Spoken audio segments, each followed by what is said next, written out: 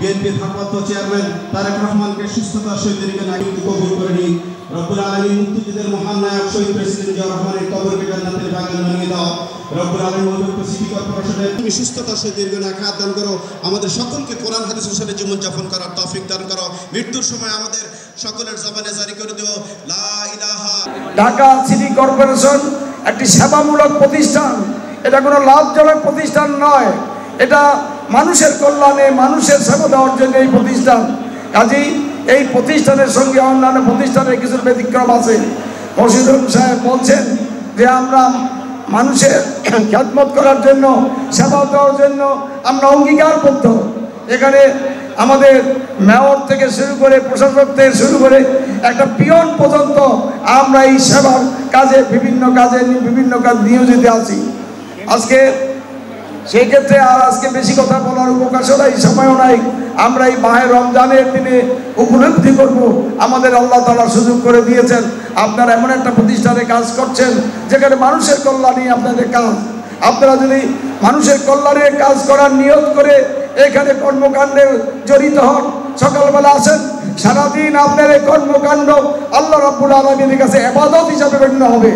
কাজেই এই কথাটা স্মরণ রেখে আজকের এই পবিত্র মাসে মাহে রমজানে আমাদের মানুষের এই প্রার্থী কেউ যদি থাকবো না, মানুষ মরণশীল, সমস্ত জীব এই মরণশীল। কিন্তু এই হায়াতের জিন্দেগির মধ্যে যে কদিন আমি বেঁচে থাকি, আপনারা যে কাজটি করে যাচ্ছেন, সেবামূলক কাজগুলি করেছেন, বিভিন্ন সেবামূলক কাজে আপনারা যারা কাজ করে তার সাথে সাথে আপনারা ঢাকা সিটি কর্পোরেশনে সকল মানুষের পাশে থেকে আপনারা কাজ করে যাচ্ছেন। আমি সংক্ষিপ্ত একটা কথা বলতে চাই, একটা রাষ্ট্রের যত সমস্যা আছে ঢাকা সিটি কর্পোরেশনে অতগুলি সমস্যাই আছে। কাজেই আজকে একটা মানুষের এই আপনাদের কর্মকাণ্ডের মাধ্যমে মানুষের যত কাছাকাছি আপনারা যেতে পারেন, অন্য কোনোভাবে যেটা সম্ভব নয়।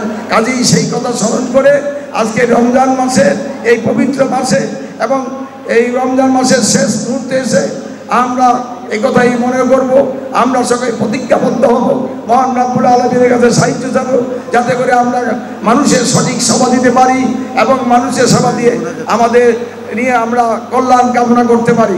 আপনাদের সকলে কল্যাণ কামনা করে আসন্ন ঈদের শুভেচ্ছা জানিয়ে আমার বক্তব্য শেষ করছি।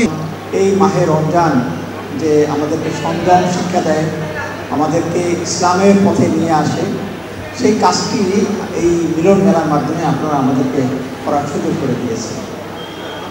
তো আমি মনে করি যে আজকের আপনারা যেভাবে কাঁধে কাঁধ মিলিয়ে সুন্দরভাবে এই ইফতারের আয়োজন করেছেন, ঠিক আমাদের যে মেইন যে কাজ, যেটি আমরা এই আমাদের নগর সিটি কর্পোরেশনের মাধ্যমে জনগণকে সেবা দেই, সেই সেবা দেওয়ার ক্ষেত্রেও যেন আমরা ইসলামের এই মর্ম বাণীটি সবসময় মাথায় রাখি এবং জনগণকে যেন তাদের ন্যায্য সেবাটা দিতে পারি, সেটা আজকের এই রমজানের তাৎপর্য থেকে আমরা শিক্ষা নেব।